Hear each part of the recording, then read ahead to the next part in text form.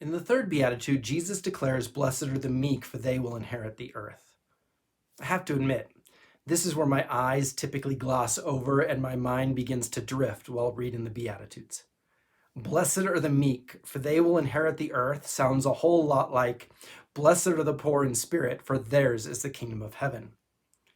It always felt like Jesus said, don't just be humble, be really humble.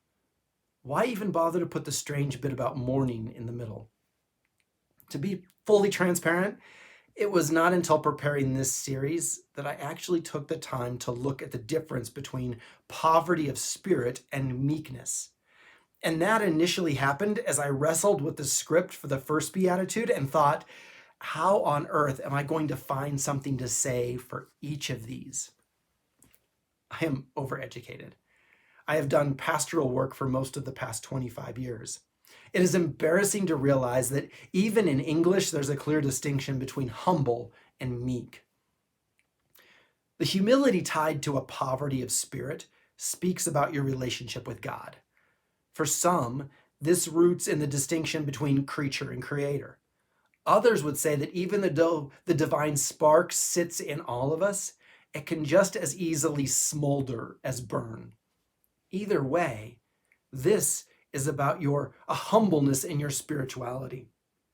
Meekness, on the other hand, focuses on the relationship between people.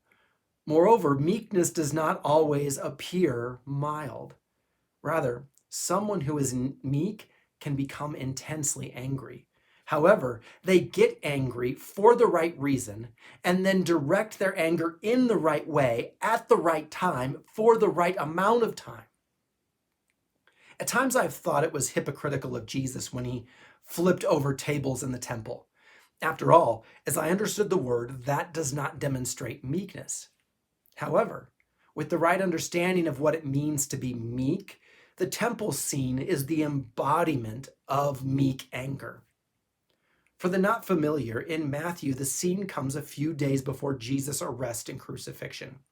The day begins with Matthew entering Jerusalem on a donkey.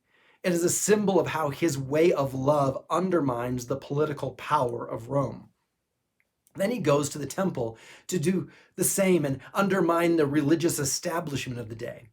He drove out all those who were selling and buying in the temple, and he overturned the tables of the money changers and the seats of those who sold doves. Then he quotes a verse from Isaiah 56 about turning a place of prayer into a den of robbers.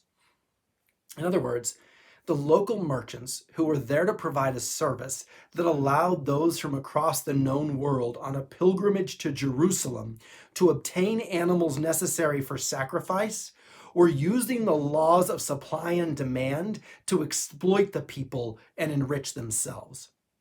So Jesus gets angry at the exploitation and directs it towards those doing the exploiting. He does it as masses of pilgrims arrive in Jerusalem for the feast of Passover. Moreover, in the very next verse, Matthew has him healing the blind and lame in the temple. That's right. Reason, direction, timing, and duration of meek anger. This stands in stark contrast to the religious zealots of Jesus' day, who were out to invoke an insurrection. They wanted the people to take up arms and drive Rome out of Israel. According to the historian Josephus, they were essentially the militant sect of the Pharisees. The Pharisees were a religious order in Jesus' day. They were also the hypocrites who seek to demonstrate their righteousness through their public prayers and grotesque faces while fasting. As a group, they were anything but poor in spirit, and the religious demands they placed on the people made life even harder. Ultimately, they teamed up with the rest of the religious establishment and Rome to crucify Jesus in order to maintain their power. If the zealots practiced meek anger, they would start by examining their own hearts and lives. They would focus on the exploitation within Jerusalem. By modeling a poverty of spirit, they could reach out and comfort those who mourn. But instead, they focused on their own righteousness and sought to drive out the foreign occupier. Moreover, they did so for the wrong reasons at the wrong time and for the wrong duration.